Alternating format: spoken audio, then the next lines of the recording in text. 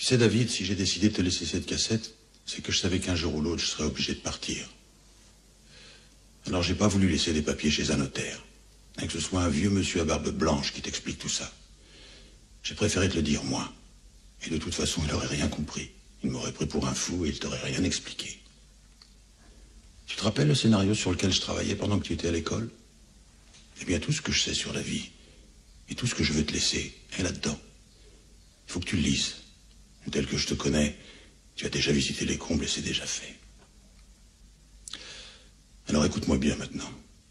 Tu as dû entendre un tas de choses sur moi à la télé. Tu sais, les gens, ils sont toujours très forts, après. Mais la seule chose qui est vraie dans tout ça, c'est que toute ma vie, j'ai cherché le moyen d'obliger les gens à vivre en paix, à ne jamais céder à la violence. Et quand je dis violence, je ne te parle pas seulement de celle qui se voit, comme la guerre. Je te parle de cette petite miette de violence de tous les jours qui s'amoncellent et qui finissent par former des montagnes. Tu sais, c'est comme quand tu jettes ton papier de bonbons dans la rue. Tu te dis que ça peut pas faire de mal. Et quand tu vois une décharge municipale, tu te demandes comment ces montagnes d'ordures ont pu se former.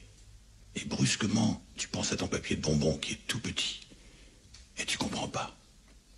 Mais la violence dans la vie, c'est comme un papier de bonbons. Tu t'aperçois de l'importance qu'elle a que lorsqu'elle est au pluriel. Mais le plus grave dans tout ça, c'est qu'aujourd'hui, malgré le fait que tous les gens puissent voir la décharge municipale, ils continuent de jeter leur papier de bonbons. Parce que les ordures, une fois qu'elles sont brûlées, ils s'en souviennent plus. Et ils oublient tout aussi rapidement les images de guerre, de torture, ou les faits divers qu'ils ont pu voir à la télé. C'est pour ça que j'ai écrit cette histoire, David. Pour qu'ils n'oublient pas. Là où je vais, je ne pense pas que je pourrai la tourner. Alors ce sera toi qui la tourneras. Si tu le désires, quand tu seras grand, conserve-la précieusement, comme le testament d'un vieux fou. Une dernière chose, David. N'en veux pas trop à maman.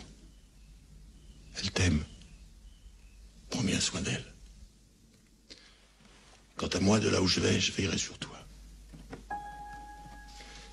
Si tu penses à moi aussi fort que je pense à toi, alors c'est sûr, David, on se retrouvera. N'aie pas peur.